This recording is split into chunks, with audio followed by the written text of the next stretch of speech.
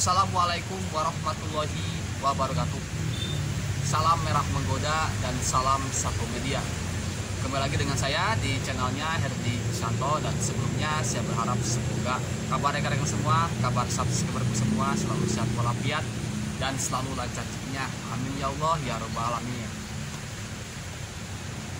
Oke, sebelum menonton video ini jangan lupa siapkan buku ya.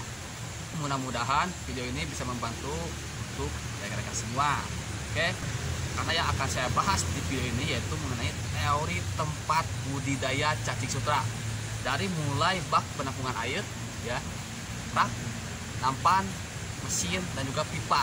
Ini sangat penting sekali karena yang saya perhatikan setiap keluhan-keluhan khusus pemula ya, karena saya memperhatikan seringkali banyak sekali keluhan-keluhan tentang masalah tempat budidayanya ya. Oke, mari kita mulai. Saya akan mencoba untuk membahas masalah bak penampungan air dulu ya. Bak penampungan air ini perlu diperhatikan, harus ada 2 bak. Oke, harus ada 2 bak. Kenapa? Karena bak yang ke-1 yaitu untuk jatuhnya air dari nampan. Oke, bak kedua yaitu untuk menyimpan mesin dan sebagai penghasil air jernih. Karena kenapa? Karena sudah mengendap dulu air yang jatuh dari nampan di bak yang pertama. Bisa dipahami ya? Oke, sekarang saya akan bahas yang kedua, yaitu bak nampan. Nah, setelah kita buat bak penampungan air, sarankan tadi ya, yang setelah kita buat, baru kita buat rak nampan. Oke, jadi perlu diperhatikan kalau tinggi raknya, contoh misalkan 1 meter ya, 1 meter berarti mesin yang akan kita gunakan, mesin yang daya naiknya itu 2 meter. Oke, nah tinggi rak 2 meter berarti mesin yang kita gunakan daya naiknya itu 3 meter. Tinggi rak 3 meter berarti mesin yang akan kita gunakan dengan daya naik yaitu 4 meter. Pokoknya seterusnya hingga melebihi 1 meter ya dari ketinggian rak. Untuk pembuatan rak ini terserah kalian semua, mau pakai bambu, holo atau baja ringan dan lain sebagainya, terserah. Yang penting si rak tersebut bisa tahan ya untuk menahan beban berat air yang ada di nampan. Oke, yang ketiga sekarang pipa air untuk menyalurkan air ya. Untuk masalah pipa paling besar kita gunakan pipa 1 in ya. Pipa 1 in itu paling besar.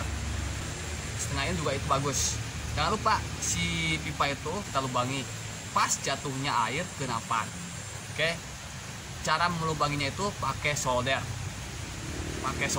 Untuk lubang pipa tersebut yaitu sebesar mata solder, 1 aja cukup. 1 kucuran air untuk 1 nampan. Sekarang nampan ya. Untuk nampan itu bebas, mau nampan yang transparan, mau nampan yang berwarna, atau mau nampan yang agak besar, itu nggak apa-apa. Yang penting perhatikan tinggi airnya, yaitu 4-6 cm. Itu tinggi buat budidaya. Misalkan contoh kalau nampan yang saya itu kan nampan donat ya, itu tingginya tuh 7 cm. Tapi yang dimanfaatkan untuk budidaya hanya 6 cm. Jadi 1 cm itu untuk jarak titik lubang. Nah, perlu diperhatikan juga ya, berapa sih jumlah titik lubang yang ada di nampan. Ini harus diperhatikan oleh rekan-rekan semua ya. 1 nampan harus dikasih 8 titik lubang lebih. Kanan kiri, kanan 4, kiri 4. Jadi 8 ya. Mau 10 juga nggak apa-apa. Kanan 5, kiri 5 nggak apa-apa. Yang penting jangan sedikit. Karena kenapa? Karena kalau sedikit itu nanti air yang ngalirnya itu akan deras. Kenapa saya kasih banyak lubang? Agar air yang keluar nanti itu setiap sisi nampan, dan airnya jatuh ke nampan yang bawah. Itu tekniknya ya. Dan jarak titik lubangnya itu di atas permukaan nampan ke titik lubang 1 cm. Oke, 1 cm. Ini lagi hujan ini nih. Oke, gak apa-apa lah. Kita lanjut saja. Oke, jadi itu teknik untuk melubangi nampan ya. 1 cm dari permukaan nampan ke lubang. Terus seandainya kalau pakai nampan berwarna itu tinggi nampannya rata-rata 5 cm ya.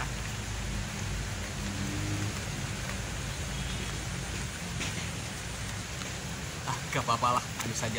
Oke, 5 cm. Jadi yang harus dilubangi yaitu tetap sama ya, 1 cm dari permukaan nampan. Tetapi bedanya tinggi buat budidaya hanya 4 cm, gak apa-apa. Tadi kan yang saya bilang kan pas sampai 6 cm kan. Nah itu berarti nampan yang berwarna itu bisa kita manfaatkan. Oke, itu untuk nampan. Sekarang mesin pompa.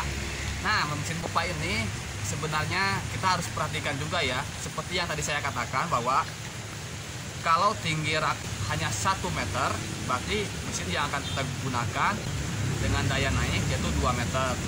Tinggi rak 2 meter, mesin yang akan kita gunakan dengan daya naik 3 meter. Nah, seperti itu ya. Kalau saya biasa pakai merek Amara ya. Amara 104 itu dengan daya naik 2 meter. Kalau Amara 105 daya naik 3 meter. Oke. Nah, wattnya berapa? Murah kok. Sangat murah sekali. Wattnya itu cuma 40 watt. Nah, jadi itu ya yang sudah saya berikan penjelasan untuk mereka semua. Semoga bisa membantu ya. Semoga bisa membantu dan bisa mudah dipahami bahwa tadi yang sudah saya tadi bahas mengenai masalah bak penampungan air, rak, pipa, nampan, juga mesin. Oke, boleh ya komen di bagian kolom di bawah. Mana yang belum saya bahas, insya Allah saya akan bahas tuntas ya, sampai rekan-rekan semua bisa mudah untuk memahaminya. Oke, insya Allah di hari besok saya akan mencoba untuk membahas mengenai masalah memulai budidaya Caki Sutra. Oke semuanya, cukup sekian sampai di sini. Salam sukses dari saya, salam satu media, salam merah menggoda. Wassalamualaikum warahmatullahi wabarakatuh. Semakin menggoda.